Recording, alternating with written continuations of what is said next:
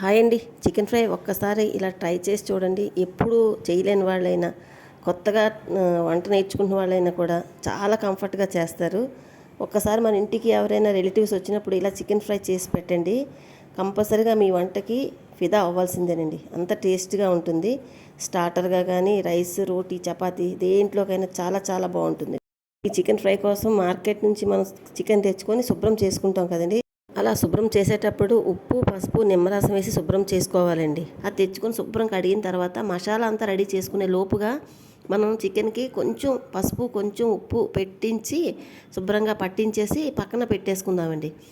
ఈలోపు మనం మసాలా అది ప్రిపేర్ చేసుకుందాం.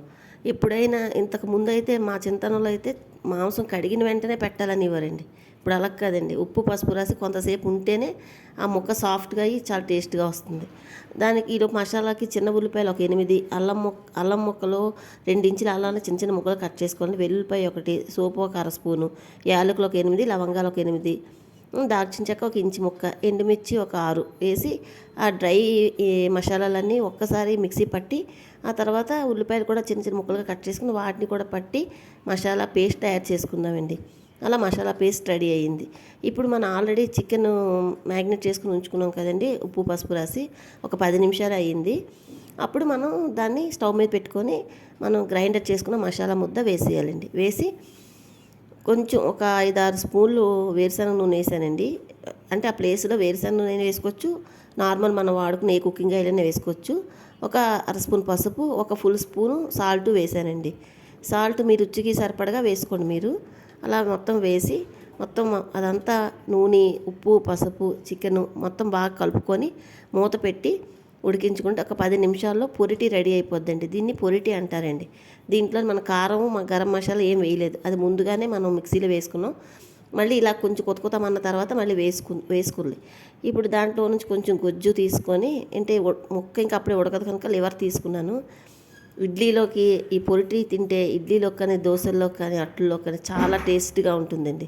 మీకు ఎవరికైనా తెలుసండి ఇడ్లీలో కానీ దోశల్లో కానీ పొరిటి వేసుకొని తినడం మ్యాక్సిమం మా వాళ్ళందరికీ తెలుస్తుంది. అలా వేగిపోయిన తర్వాత కొంచెం ఒక స్పూన్ కారము, ఒక 1/2 స్పూను మసాలా, పులావ్ మసాలా తయారు చేశాను కదండి, అదే ఆ మసాలా వేసి మొత్తం కలుపుకోవాలండి. ఎందుకంటే మసాలా ఫుల్ స్పూన్ పట్టదు. మొన్న ముందుగా వేసుకున్నాం కదా, గరం మసాలా సామాన్లు అవి వేసుకున్నాం కనుక ఎక్కువ పట్టదు.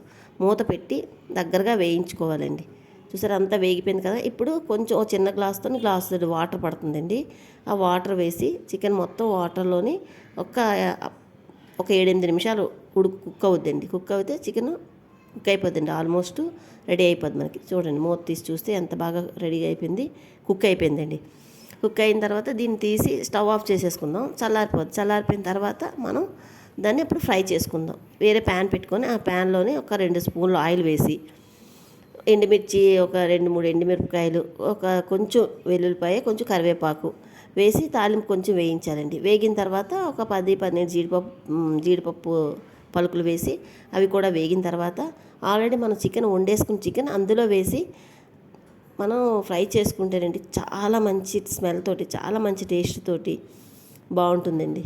ఎప్పుడు ట్రై చేయకపోతే ఒకసారి ట్రై చేసి చూడండి. ఇది నంచుకొని తినడానికి బాగుంటుంది, సైడ్ డిష్గా బాగుంటుంది, స్టార్టర్గా బాగుంటుంది, చపాతీలోకి బాగుంటుంది, రైస్లో కూడా బాగుంటుందండి. జ్యూస్ లేకపోయినప్పటికీ కూడా రైస్లో కలుపుకొని తింటే చాలా టేస్ట్గా ఉంటుందండి. సేమ్ సొరపిట్ అని ఒక ఫిష్తో తయారు చేస్తాం కదా, సొరచేపతోటి సేమ్ అలాగే ఉంటుందండి.